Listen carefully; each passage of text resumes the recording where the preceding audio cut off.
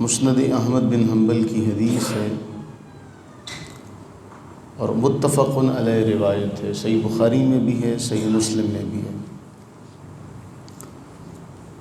نبی صلی اللہ علیہ وآلہ وبارک وسلم ارشاد فرماتے ہیں کہ اللہ تعالیٰ عز و جل نے یہ ارشاد فرمایا، یا ابن آدم، اے آدم کے بیٹے، تو میرے راستے میں خرچ کر، میں تجھ پر خرچ کرتا رہوں گا۔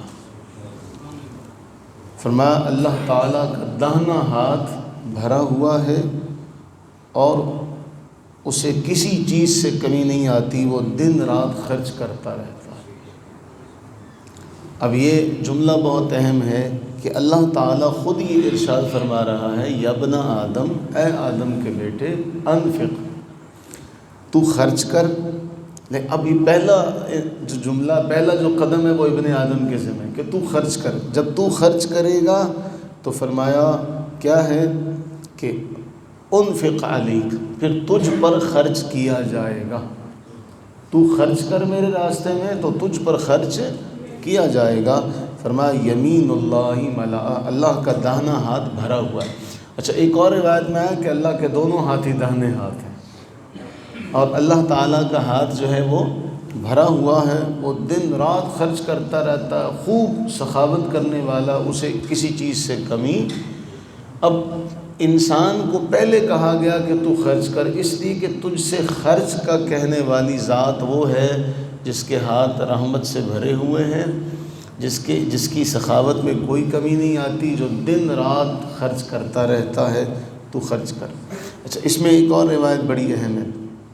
ایک بار ایسا ہوا کہ نبی صلی اللہ علیہ وسلم کے پاس کوئی مانگنے والا آیا، تو آپ صلی اللہ علیہ وسلم کے پاس اس وقت کچھ نہیں تھا، تو آپ نے فرمایا فلاں کے پاس جا کے میرا نام لے کے مانگ لے، فلاں کے پاس چلا جا، میرا نام لے کے مانگ لے۔ تو جو پاس بیٹھے تھے انہوں نے عرض کی، یا رسول اللہ صلی اللہ علیہ وسلم، اللہ نے آپ کو اس چیز کا مکلف تو نہیں بنایا، اللہ نے یہ فرمایا ہے کہ اے حبیب آپ سائل کو دھتکاریے گا مت، جھڑکیے گا مت۔ تب جب آپ کے پاس خود ہے، جب آپ کے پاس ہے نہیں تو آپ یہ کیوں فرما رہے ہیں کہ فلاں سے لے لو اور اپنی ضرورت پوری کر لو؟ نبی صلی اللہ علیہ وسلم کے چہرہ انور کا رنگ تبدیل ہوا، بات پسند نہیں آئی۔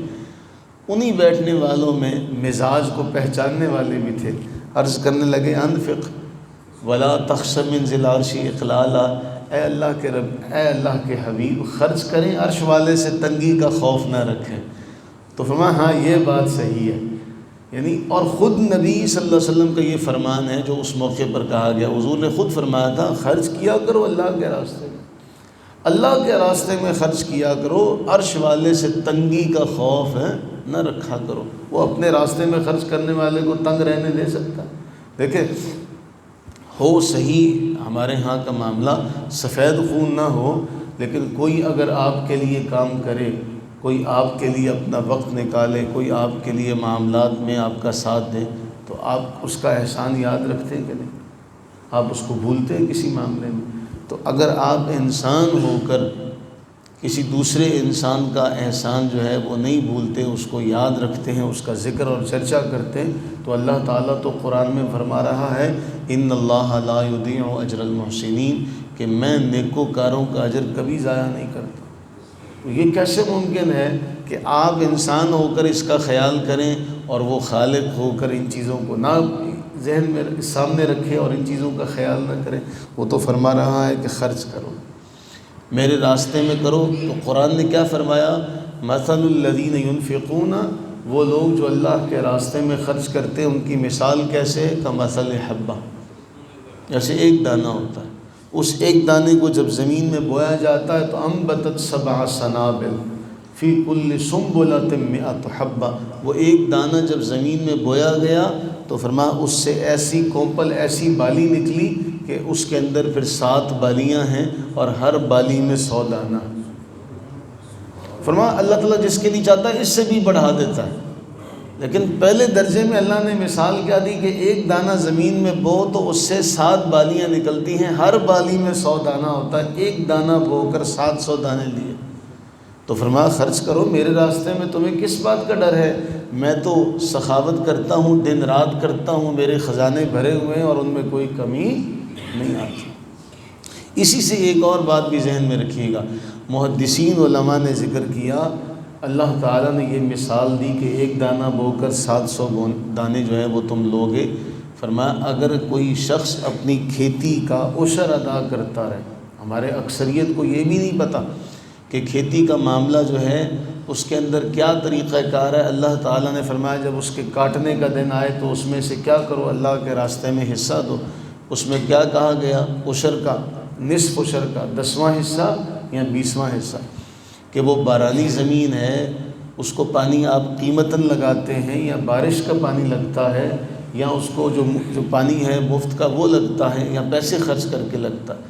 اب علماء فرماتے ہیں اگر کوئی شخص اپنی کھیتی میں سے وَآتُوا حَقَّهُ يَوْمَ حَصَادِهِ، قرآن کے الفاظ ہیں، اس کے کاٹنے کے دن اس کا حق دو، تو فرماتے ہیں واقعتاً ایسا ہوگا کہ مسلمان اگر دانہ بوئیں گے تو 700 دانہ ایک دانے سے نکلے گا۔ آج گندم سے اتنے دانے نہیں نکلتے، لیکن علماء نے یہ لکھا کہ اگر اس کا حق مسلمان ادا کرنے لگ پڑیں تو آج بھی اللہ تعالیٰ کی قدرت جو ہے اس کا اظہار دیکھیں گے۔ ہم کرتے ہی نہیں ہیں اس بارے میں۔ وہ سارا کی ساری فصل لی، اور قرآن نے یہ بھی ذکر کیا نا کہ پہلے وقتوں میں ایک بندہ تھا، ایک باغ کا مالک، تو وہ باغ کا مالک کیا کیا کرتا تھا، جب پھل پک جاتا تو پھر کیا کرتا، مانگنے والے جتنے بھی آتے ان سب کو کچھ نہ کچھ دے دلا کر رخصت کرتا۔ اب جب اس کے بچوں کے ہاتھ وہ آیا تو بچے ایک دوسرے کے ساتھ سرگوشی کرتے، صبح کسی کو نہ بتانا، صبح ہم چپکے سے باغ میں جائیں گے، ہمارا ابا تو ایسے ہی کام کرتا تھا، اس کو تو پتہ ہی نہیں تھا۔ تو بیٹوں نے یہ مشورہ کیا کہ ہم چپکے سے ایسا کریں گے، صبح کو جائیں گے تاکہ کسی مانگنے والے کو پتہ نہ چلے، تاکہ کسی مانگنے والے کو پتہ نہ چلے، اور ہم جا کے وہ سارا مال جو ہے وہ حاصل کر لیں گے۔ قرآن فرماتا ہے کہ ہم نے راتوں رات ایک ایسی ہوا بھیجی جس نے باغ سارا خشک کر دیا، ویران کر دیا، بنجر کر دیا۔ قرآن کے الفاظ ہیں کہ وہاں پہ چند ایک جھاڑیاں اور چند ایک جو تھے وہ ایسے بوٹے رہ گئے۔ جب یہ صبح گئے تو ایک دوسرے سے کہتے ہیں یہ ہمارا ہی باغ ہے، یہ ہمارا ہی باغ ہے۔ ایک دوسرے سرگوشی کرنے لگے، جو ان میں ایک سیانہ تھا اس نے کہا تمہیں پتہ ہے رات کو تم نے سرگوشی کی تھی کہ تم کسی مانگنے والے کو نہیں دو گے، تم کون ہوتے ہو کسی کو نہ دینے والے؟ اللہ فرما رہا ہے راستے میں، میرے راستے میں دو تم پر خرچ کیا جائے، تم خرچ کرو گے تو تم پر خرچ کیا جائے گا۔ اللہ سے یہ دعا کریں کہ اللہ تعالی ہمیں ایسا بنا دے جیسا ہمیں نبی صلی اللہ علیہ وسلم نے اللہ کا پیغام سنایا کہ تم خرچ کرو تم پر خرچ کیا جائے۔ اللہ تعالی ہمیں خرچ کرنے کی جو اللہ کے راستے میں ہے توفیق عطا فرمائے، آمین ثم آمین۔